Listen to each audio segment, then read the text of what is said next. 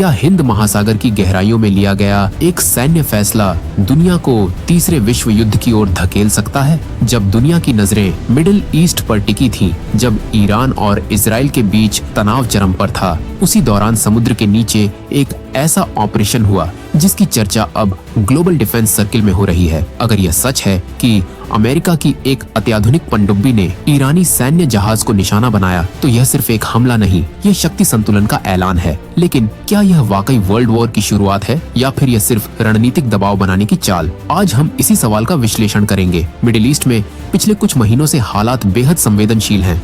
Iran और Israel के बीच बयानबाजी, ड्रोन हमले और प्रॉक्सी टकराव पहले से ही जारी थे। ईरान खुद को क्षेत्रीय शक्ति मानता है, वहीं इजराइल अपनी सुरक्षा को लेकर आक्रामक नीति अपनाता है। इन दोनों के बीच की तनातनी में अक्सर अमेरिका का नाम आता है, जो इजराइल का रणनीतिक सहयोगी है।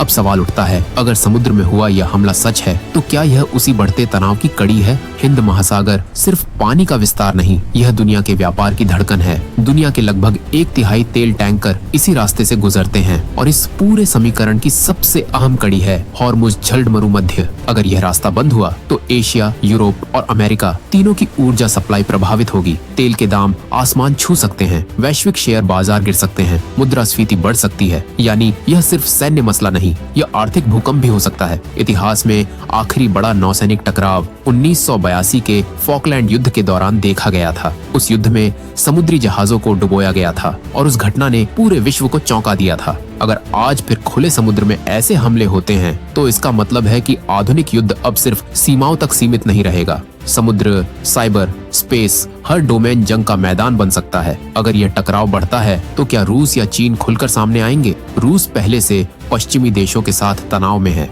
चीन अपनी समुद्री ताकत बढ़ा रहा है। अगर महाशक्तियां दो गुटों में बंटती हैं, तो यह स्थिति विश्व युद्ध जैसे हालात पैदा कर सकती है। लेकिन अभी तक किसी ने औपचारिक रूप से युद्ध की घोषणा नहीं की है, और यही फर्क है तनाव और विश्व युद्ध के बीच। भारत के लिए हिंद महासागर जीवन रेखा है। हमारा व्यापार, तेल आयात, सामरिक स्थिति सब इस पर निर्भर है। अगर यहाँ सैन्य गतिविधियां बढ़ती हैं, तो भारत को अपनी रणनीति पर पुनर्विचार करना होगा। तटस्थ रहना या सक्रिय भूमिका निभाना, यह आने वाले महीनों में साफ होगा। परमाणु युद्ध की बात अक्सर भावनात्मक बहस में उठती है, लेकिन सच्चाई यह है परमाणु हथियार अंतिम विकल्प होते हैं, क्योंकि उनका इस्तेमाल म्यूचुअली एश्योर्ड डिस्ट्रक्शन की स्थिति बनाता है। यानी हमला करने वाला भी बचेगा नहीं। इसीलिए विशेषज्ञ मानते हैं कि सीधा परमाणु युद्ध अभी संभावना से ज्यादा डर है। तो क्या यह तीसरे विश्व युद्ध की शुरुआत है? अभी नहीं, लेकिन यह एक चेतावनी जरूर है कि दुनिया में शक्ति संतुलन नाजुक हो चुका है। एक गलत फैसला, एक गलत आकलन और हालात तेजी से बिगड़ सकते हैं। दुनिया आज बातचीत और टकराव दोनों रास्तों के बीच खड़ी है। अब फैसला